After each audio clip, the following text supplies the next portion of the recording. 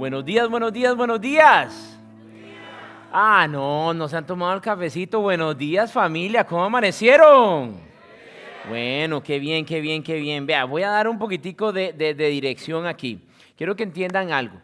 Nosotros lo que hacemos aquí se está grabando específicamente porque hay personas que no han llegado ni ahorita a las 3 de la tarde y ya me están escribiendo de otro país, al otro lado de esa frontera, diciéndome, pastor, ¿a dónde está la prédica? ¿Ok? Entonces, yo quiero que usted piense en esas personas que están ahorita en este momento viendo por esa cámara que estamos grabando allá y ponemos esto en línea, ¿ok? Cada uno de ellos, yo no sé si ha visto videos, pero usted va a querer tener la mejor experiencia cada vez que usted va ahí. Entonces, por eso es que nosotros tenemos el Ministerio de Niños al otro lado para que usted lleve a sus bebés, a sus niños y confíe en ellos de que están en las mejores manos. Y también pongan sus celulares en silencio. Ahorita les doy un espacio para que ustedes pongan sus celulares en silencio, porque todo lo que está sucediendo aquí está siendo grabado, específicamente pensando en que esta palabra le llegue a muchas personas al otro lado de esa frontera. Entonces, con mucho amor y cariño se lo digo, probablemente no menciono eso mucho, pero quiero que siempre entiendan de que pienso mucho en esas personas que todavía no han tomado pasos para llegar a la casa de Dios y están ahí todavía en veremos, y nosotros queremos ayudarles lo mejor posible. Personas que nos vienen y nos visitan de otros países se van y quedan con el amor de podernos escuchar y tratar de vivir lo que vivimos aquí. Sin no más que decir, quiero felicitar a los que están aquí por primera vez. No es una coincidencia que usted esté aquí. Mi nombre es Julio, yo soy el pastor de Cypress Español. Yo en conjunto de un equipo muy, muy grande, lindo y hermoso de servidores, hacemos todo lo que está aquí posible, pero no sería sin la ayuda, el poder y la revelación de nuestro Dios Jesucristo que está en nuestro corazón y lo caminamos. Entonces, cuando usted se sentó aquí, probablemente usted no lo sabe, pero hay todo un equipo de personas que oran por la silla y oran por este cuarto antes de que usted entre a este cuarto para que usted sea ministrado del instante que usted parquea el carro en el parqueo. Valga la redundancia, no sé si es una redundancia o no, pero para que usted entienda de que nosotros creemos de que estos 60 minutos que estamos en este lugar tienen que ser eficientes. ¿Amén o no amén? Y también saben que yo predico mejor cuando me gritan. ¿Amén o no amén? Eso es, yo no sé por qué, pero el grito suyo desde aquí me hace como, dele más duro. Entonces, quiero decir que estoy muy emocionado. La semana pasada vinieron un montón de familias nuevas, un montón de personas nuevas, una cosa hermosísima que Dios está haciendo en nuestra iglesia, algo bellísimo que Dios está moviéndose en este lugar, pero quiero recordarles a todos como iglesia cuál es el gane, cuál es el éxito. Y el gane y el éxito es cuando una persona identifica cuál es su próximo paso y lo da. Con ese próximo paso que puede ser aceptar a Cristo o bautizarse o unirse a un grupo pequeño o pastor, nunca he orado con mi familia en mi casa. Probablemente sea mi primer paso.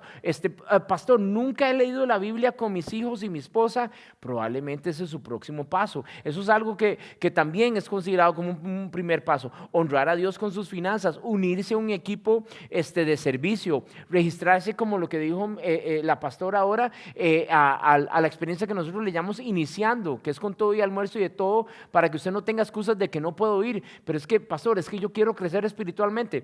Vaya iniciando, ahí es en donde nosotros le podemos ayudar a tomar su próximo paso. Cuando uno da ese próximo paso y cuando verdaderamente lo identifica y lo da, ese es el gane, ese es el éxito para empezar a crecer realmente espiritualmente. Y es en donde estamos aquí como iglesia, como pastores, como líderes, para ayudarles a tomar a usted ese paso y celebrar eso con usted. ¿Amén o no amén? Amén, decían, amén o no amén, decían antes. Amén, por supuesto. Ok, hoy empezamos una nueva serie que se llama Preguntas Complicadas. Preguntas complicadas. Quiero agradecerles a todos los que escanearon el código QR la semana pasada, porque desde esa vez ya nos entraron más de 100 preguntas, entonces ya tenemos más que suficientes para poder empezar a contestar para la semana 3, que ya la estamos preparando. Muchos se han hecho la pregunta, pastor, ¿de dónde es que vino la Biblia? ¿Dónde fue que empezó la cosa, verdad? ¿Puedo confiar en la Biblia o no puedo confiar? ¿Es la Biblia verdaderamente real y es la verdad? ¿Verdad? Y voy a hacerles una pregunta a ustedes, pero ¿usted cree todo lo que usted escucha allá afuera? No. Oh, bueno, ok, gracias a Dios porque yo esperaba que esa fuera su respuesta.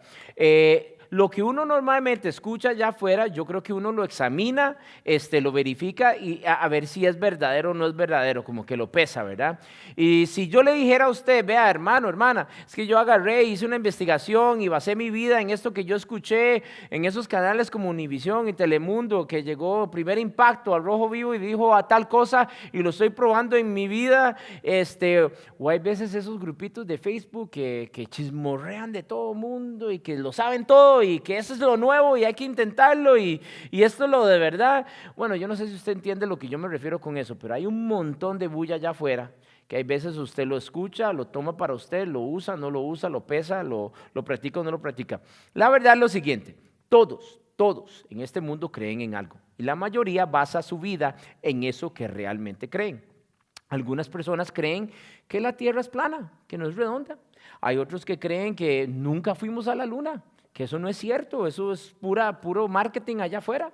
Algunos dicen, pastor, es que yo sigo la ciencia y la ciencia es mi fe. Y la gente hace cosas locas cuando la ciencia es la fe, ¿verdad? La base de lo que usted cree moldea todo en usted mientras usted procesa y avanza en la vida. Hay documentales de personas que pertenecen a sectas y creen cosas pero así voladísimas, increíbles. Simple y sencillamente porque un día alguien, no sé quién, se levantó y dijo esto es lo que es y lo dijo y punto.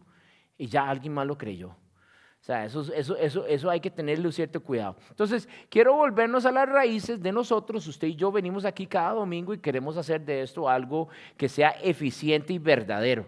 No solamente, vea, nunca venga a la iglesia solamente para ya cumplí, no, nunca venga. O sea, tiene que, usted realmente, si está aquí, tiene que ser real. El cristianismo se reduce a yo le digo que dos preguntas o dos cositas muy importantes, y es lo siguiente: ¿qué cree usted que es la verdad y cómo la relaciona usted con la persona de Jesucristo? Importantísimo contestar esa pregunta, ¿ok? ¿Por qué? Le voy a recordar por qué. Porque hasta los demonios creen, hasta Satanás cree, ¿ok? Y usted, ¿qué es lo que usted cree? ¿Qué es lo que usted cree y cómo lo relaciona a Jesucristo? Ahora, la segunda, ¿qué es lo que usted cree que es verdad y cómo lo relaciona a la Biblia? ¿Ok? ¿Qué es lo que usted cree y cómo lo relaciona a la Biblia? Cada gran religión tiene un texto sagrado.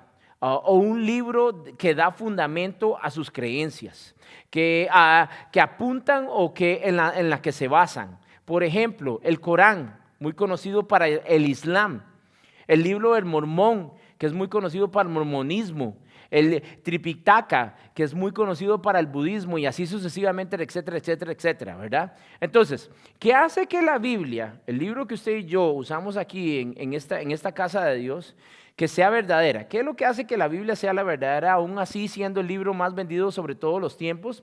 Y quiero que vean esto que les preparé aquí, pero la Biblia tiene 66 libros en su totalidad.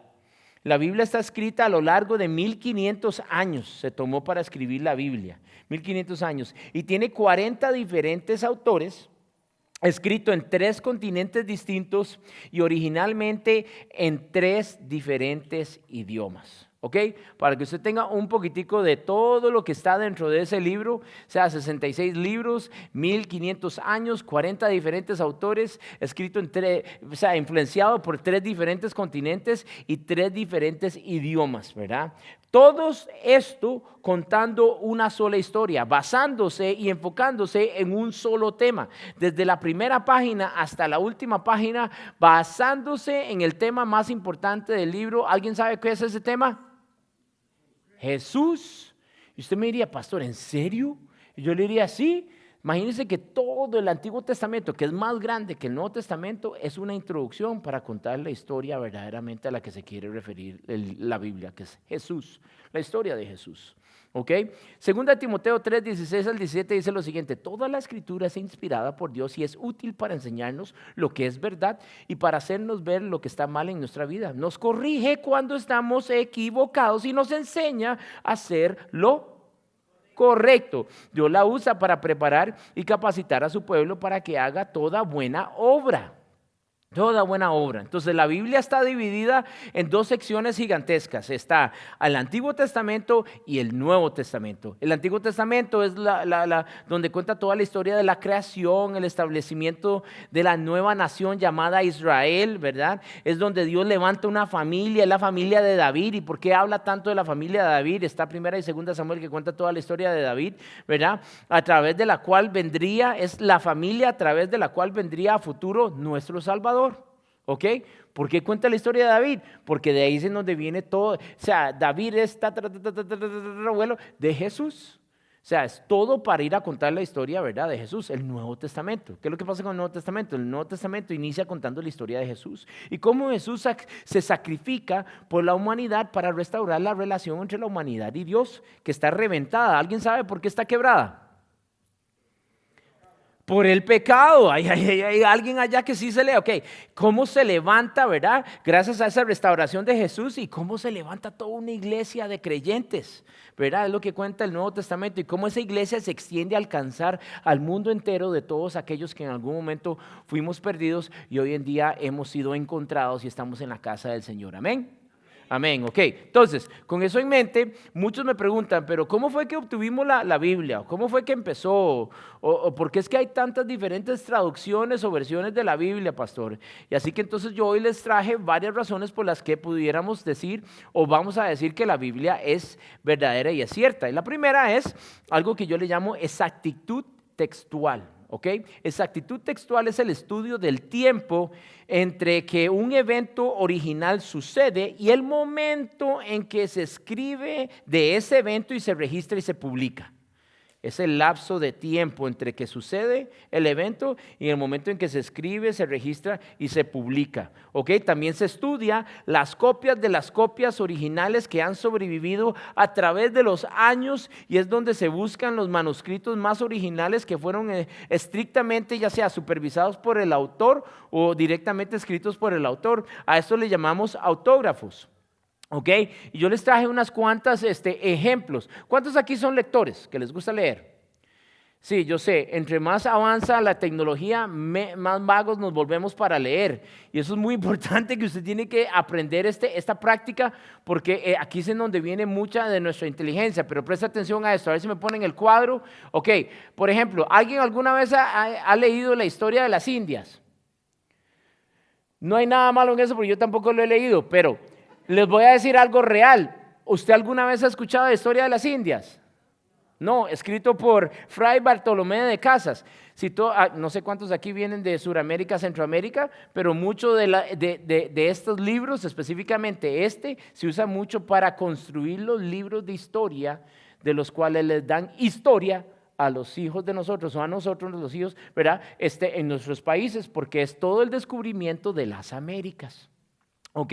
Se agarraron de estos libros muy conocidos, muy fuertemente, en donde se basa mucho de la historia de nosotros del descubrimiento de las Américas, ¿verdad? Y hasta el día de hoy se ha encontrado así, manuscritos, autógrafos, copias originales, solamente ha sobrevivido una copia.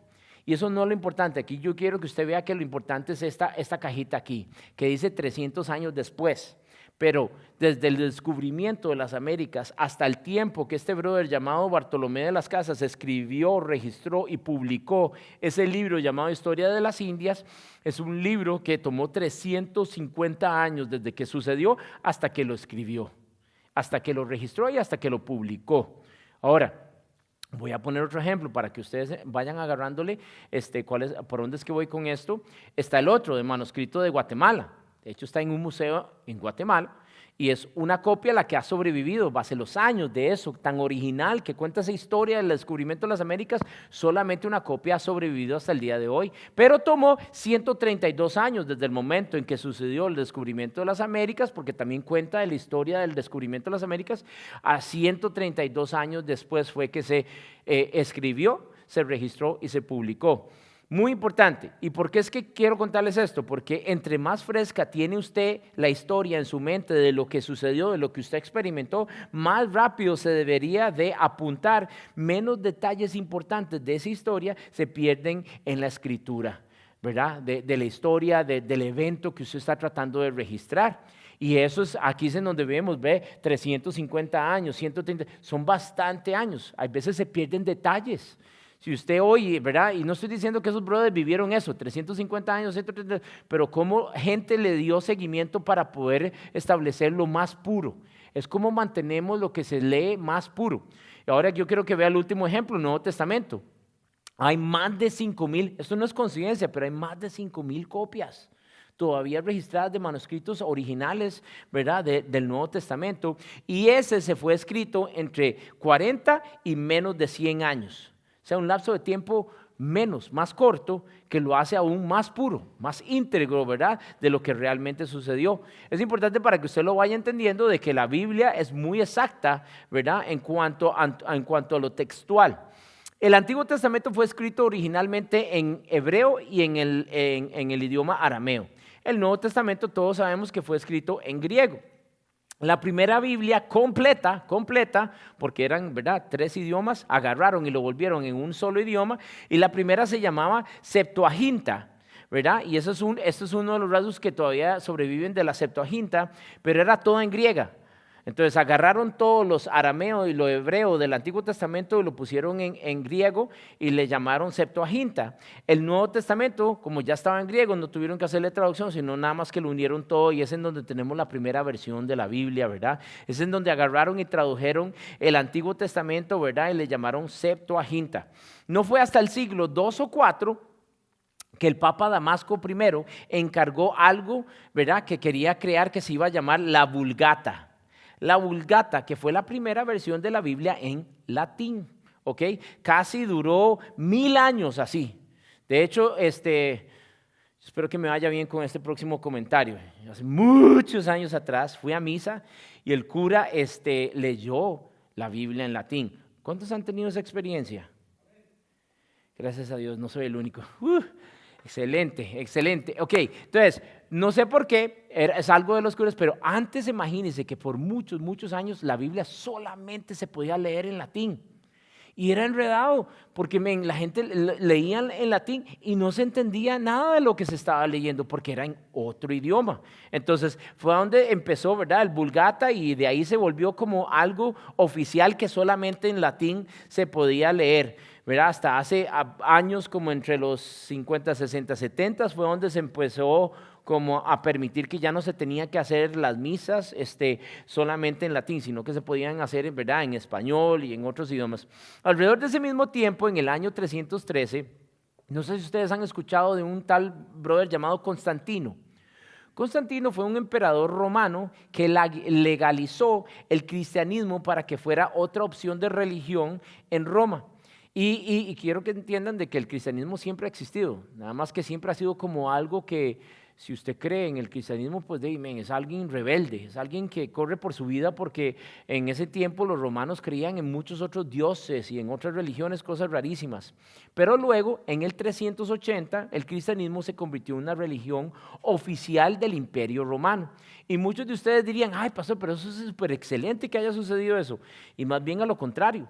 Eso fue probablemente lo peor que pudo haber sucedido, porque después de que se vuelve una obligación por el gobierno, ya no significa absolutamente nada, ¿verdad? El ser cristiano, usted le pregunta a alguien, hey, ¿eres cristiano? Y todo el mundo, claro, todos somos cristianos, pero de una forma más, ¿verdad?, cultural, obligatoria, por apariencia, por checkmark, cumpliendo, ¿verdad? Antes de eso, si usted era creyente del seguidor Jesucristo, en el camino de Jesucristo, entonces usted estaba poniendo casi que su vida a riesgo, ¿verdad? Porque creías en una verdad que no todo el mundo creía. Pero lo que pasa es que después de Constantino, ser cristiano se volvió lo común y lo corriente. Un requisito para estar de acuerdo en requisito con la ley, ¿verdad? Yo quiero adelantarme un poquitico para no aburrirlos con esto, para que usted vaya viendo el desarrollo de la Biblia que usted y yo tenemos en nuestra casa. Yo espero que todos sean dueños de una Biblia, si no, después de hoy yo espero que el marketing funcione y usted vaya y se compre una Biblia, porque esa es la palabra de Dios. Usted habla con Dios y la forma en que Dios le contesta a usted es por medio de su palabra. Entonces, adelantemos un poquitico a 1569. Ya esto les va a ir empezando a hacer ruido. En Basilea, Suiza, un traductor llamado Casiodoro de de Reina traduce la primera versión de la Biblia directamente de los textos originales de hebreo, griego y de hebreo, griego y arameo, lo traduce al español, al castellano, ¿verdad? Y le llaman la Biblia del oso.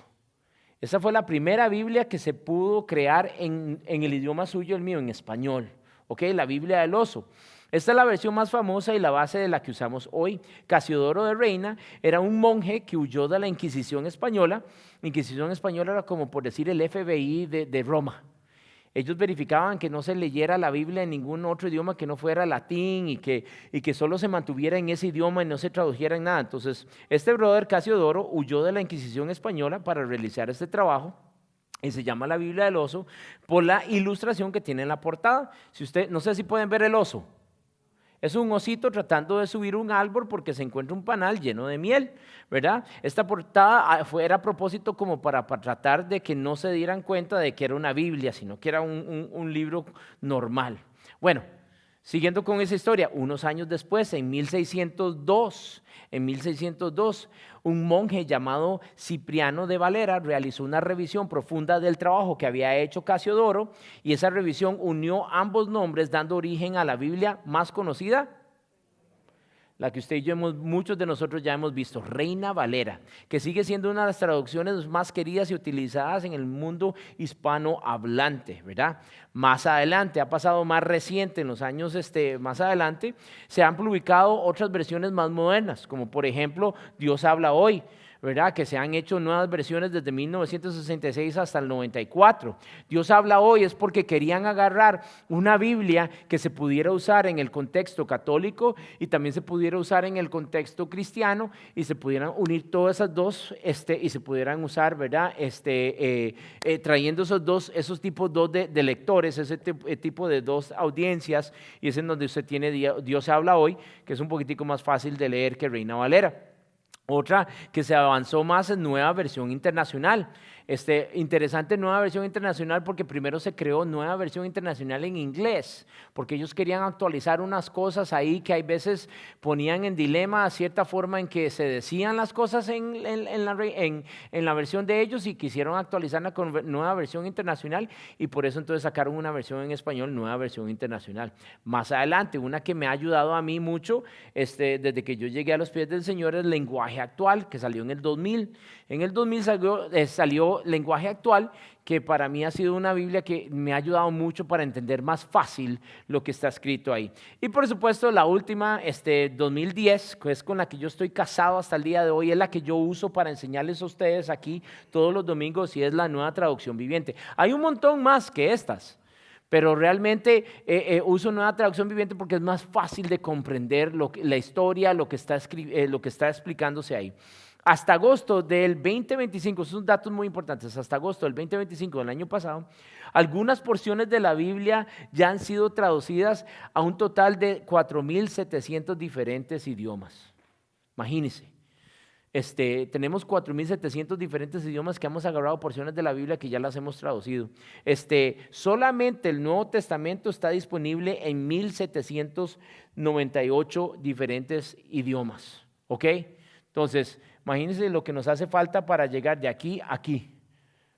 Hace mucho trabajo, todavía está en avance esto. Y para que ustedes vean, la Biblia completamente traducida en completo a ciertos idiomas son 776. Entonces hágale números cuánto todavía nos hace falta de llegar aquí hasta aquí, ¿verdad? En su totalidad.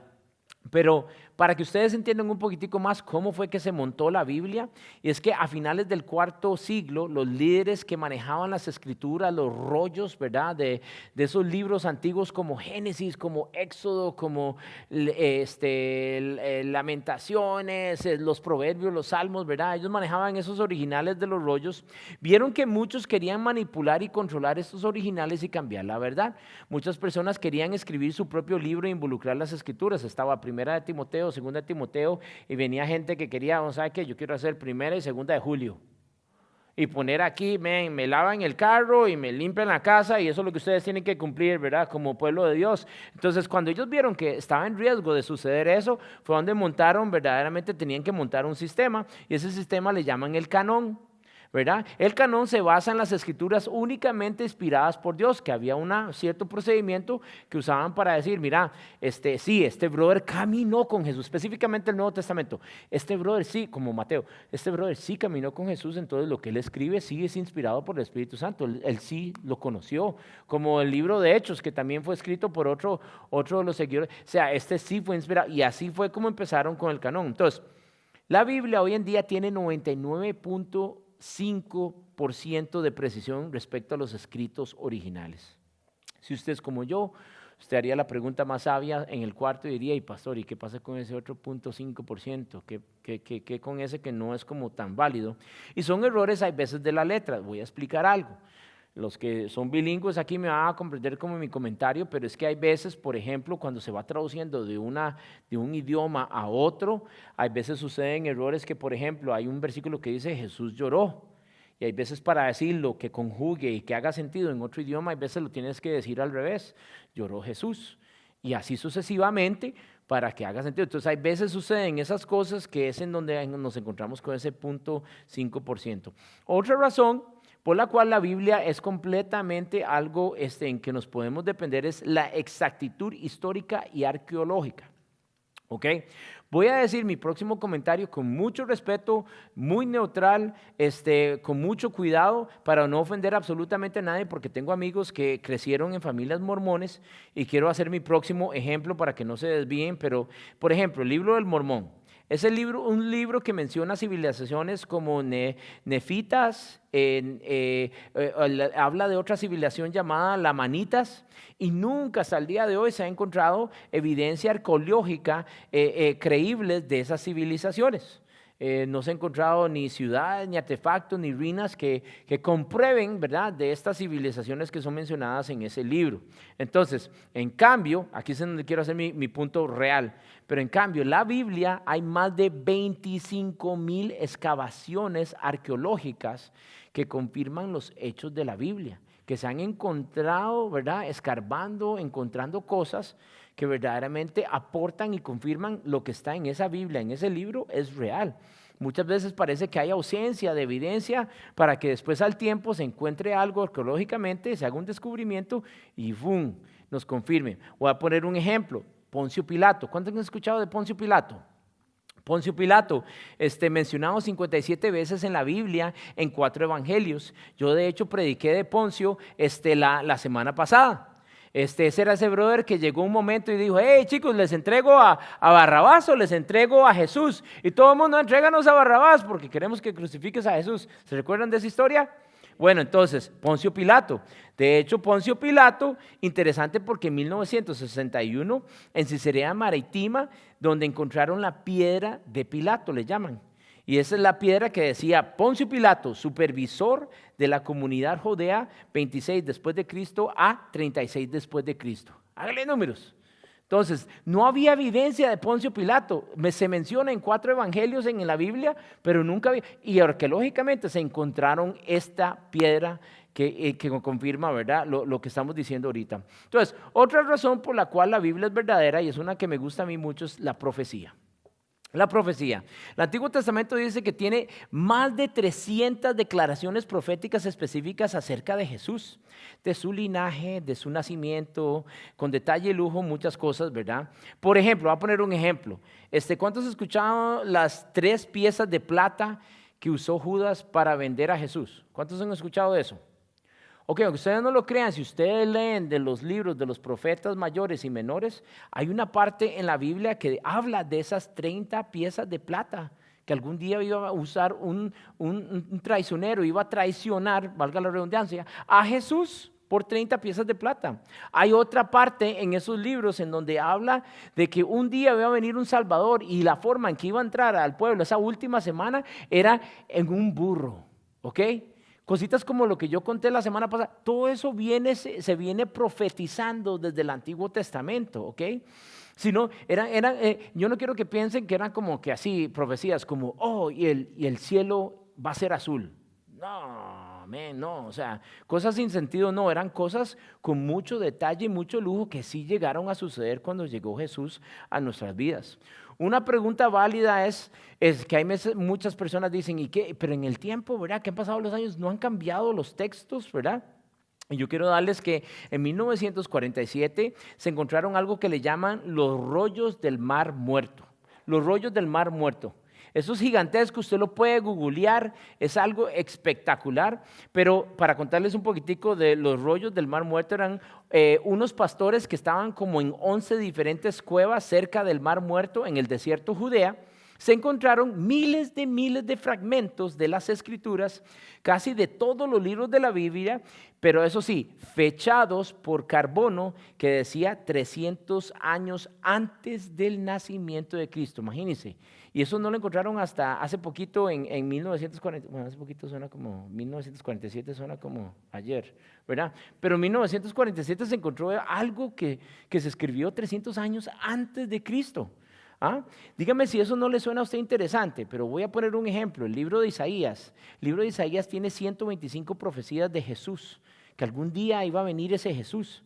En el libro de la Biblia, es el libro de la Biblia que tiene más profecías de Jesús. Y el rollo de Isaías que encontraron en eso, los rollos del Mar Muerto, eran los fragmentos más completos de todo el resto de los otros fragmentos que encontraron. Y yo no sé si eso le suena a usted interesante, pero a mí me suena que no fue por coincidencia. Yo creo que hasta el día de hoy Dios está haciendo cosas para convencernos a usted y a mí de que lo que está escrito ahí, de lo que realmente habla, de quién es Él, de que Él vive en usted y Él vive en mí, es real. No hay forma de decir que no es real, es imposible casi que contradecirlo. Voy a ir cerrando, pero 2 de Pedro 1 del 19 al 21 dice lo siguiente: debido a esa experiencia ahora confiamos aún más en el mensaje que proclamaron los profetas. Ustedes deben de prestar mucha atención a los que ellos escribieron, porque sus palabras son como una lámpara que brilla en un lugar oscuro hasta el día que amanezca y Cristo, la estrella de la mañana, brilla en el corazón ¿de quién? De usted y de mí. Sobre todo, tienen que entender que ninguna profecía de la Escritura jamás surgió de comprensión personal de los profetas, ni por iniciativa humana. Al contrario, fue el Espíritu, ¿el qué? El Espíritu Santo quien impulsó a los profetas y ellos hablaron de parte de Dios. Vea, yo les voy a contar mi propia experiencia, mi propio testimonio, pero yo muchas veces me he parado en este altar y he preparado prédicas, enseñanzas, pensando en que lo voy a decir de esta forma y de esta otra forma lo preparé y me he encontrado donde el Espíritu Santo ha agarrado esta boca y ha puesto palabras que yo jamás imaginé que iba a conjugar o iba a decirlas en un orden para explicarles a ustedes cosas que probablemente hasta en mi mente ha sido complicado exponerlas, ¿ok? Y esa es mi experiencia. Pero eso es básicamente algo de lo que yo hablo en mi propia experiencia, de lo que está escrito en ese versículo que acabamos de leer, ¿verdad? Que esos profetas, esos autores, ¿verdad? De la Biblia estaban siendo usados por el Espíritu de Dios. Ellos en su humanidad haciendo lo correcto. Mira, acaba de ver eso, lo voy a apuntar. Pero el Espíritu de Dios agarró y los capturó y usó poniendo palabras no solamente en la boca de los profetas, sino poniendo palabras, hay veces en el puño de la mano de que iba a escribir en un papel, ¿verdad? Para que quedara registrado, para que usted y yo hoy en día lo pudiéramos leer y decir, aquí hay algo verdadero que Dios todavía hasta el día de hoy usa para hablarnos. Y creo que lo que pasa es lo siguiente. Creo que hay veces nosotros, usted y yo, cuestionamos la Biblia porque esa Biblia nos confronta. Porque evitamos, no queremos vivir, hay veces la tratamos de evitar porque hay veces no queremos vivir de la forma en que Dios quiere que usted y yo vivamos. Queremos vivir nuestra propia forma, no la forma que Dios quiere. Y la pregunta del millón, si ustedes son de esos que cuestionan la Biblia, ¿cómo le va con eso? ¿Le está yendo bien? ¿Usted está viendo un crecimiento espiritual? ¿Se está acercando más a Dios? ¿Siente más llenura aquí adentro? Porque sé que viene de un vacío que hay veces muchos de nosotros tenemos, cargamos, ¿verdad? Que esa es la que viene a mi último punto, ¿verdad? Que confirma esto, pero es la transformación personal. Para este punto les quiero dar uno de mis versículos, yo creo que el lema de la vida. Lema. Juan 8:30 del 32 dice lo siguiente, esto lo dice Dios, dice, entonces muchos de los que oyeron sus palabras creyeron en él. Jesús le dijo a la gente que creyó en él, ustedes son verdaderamente mis discípulos si se mantienen fieles, ¿a qué? A mis enseñanzas. Y aquí es en donde viene el golpe, pero el knockout. Y conocerán la verdad. ¿Y la verdad qué? Los hará libres, ¿ok? Yo no sé cuántos de ustedes han experimentado libertad. Yo no sé cuántas veces usted se ha sentido como estancado y ha podido salir de ahí donde usted siente libertad. Se ha sentido esclavizado y ha salido de ahí, ya sea una relación, ya sea una situación financiera, algo donde usted salió y usted dice, ahora soy libre. Es más, yo conté este testimonio el Viernes Santo, cuando hablábamos de esto, pero yo desde niño siempre he leído muy bien. Siempre, de hecho, las profesoras me pasaban adelante de la clase para leer porque leía muy bien, ya sea en inglés o en español. El problema que muchos no sabían es de que yo podía leer muy bien, pero no podía retener comprensión de lectura. O sea, nada se me pegaba aquí. Entonces era muy difícil, mis papás nunca le pusieron atención a eso y era muy difícil para mí porque yo leía capítulos y capítulos y los volvía a leer, pero no retenía absolutamente nada. Era súper frustrante y difícil. Cuando llegó Cristo a mi vida, fue uno de los primeros milagros de Dios que experimenté en mi vida. De hecho, Raquel en ese tiempo y yo nos veíamos más como amigos, no éramos nada de lo que somos hoy, nos conocíamos, pero éramos amigos. Y Raquel llegó y me regaló un libro con una portada lindísima, hermosa, que a mí me llamaba mucho la atención. Trataba de leer ese libro, pero de igual me costaba mucho entenderlo. Entonces, en el libro, es un libro cristiano. ¿Algunos de ustedes alguna vez han leído un libro cristiano? Que normalmente tiran una frase y después ponen como en paréntesis una referencia de la Biblia. ¿Han visto esos libros cristianos? Entonces, ese era un libro cristiano. Entonces, como yo no entendía ni retenía lo que estaba leyendo, pues me iba a la Biblia y trataba de entender leyendo la Biblia con lo que estaba escrito y pasaba en eso para ir comprendiendo. Y vi donde poco a poco como que se me empezó a despertar el retener la información y comprender lo que estaba leyendo, ¿verdad? Pues no les voy a mentir que eso me emocionó demasiado. Entonces fui a la biblioteca, bueno, a la biblioteca no, donde usted compra libros y de todo. En aquel entonces no existía Amazon, entonces usted iba a un lugar en donde compraba libros. Entonces no sé ni cómo se llama, imagínese librería, exactamente, la librería. Si estoy pensando en inglés y es que library es en donde usted va y saca uno, lo devuelve y toda la cuestión. Pero la librería, me emocioné y compré un montón de diferentes, poco a poco me fui haciendo diferentes versiones de la Biblia. Y cada vez que leía algo así como un libro, lo iba verificando con todas mis versiones. No les voy a mentir, se volvió mi adicción. La Biblia se volvió mi adicción. Tanto así que yo dormía en una cama queen. Y lo único que usaba de la cama era una esquinita para dormir, porque todo el resto de la cama estaba cubierta en diferentes versiones de la Biblia, que si yo me encontraba un versículo, lo trataba de verificar en otros idiomas, en otros libros, en otras versiones, y trataba de hacer profundos estudios específicamente para mí. Entonces, si leía una escritura, lo comparaba, la palabra de Dios entonces me fue cambiando poco a poco. Voy a explicarles, yo lo veo así, pero me sanó. Me confirmó lo que yo no podía confirmar y me sanó de mi enfermedad que yo puedo decirles que se llamaba duda.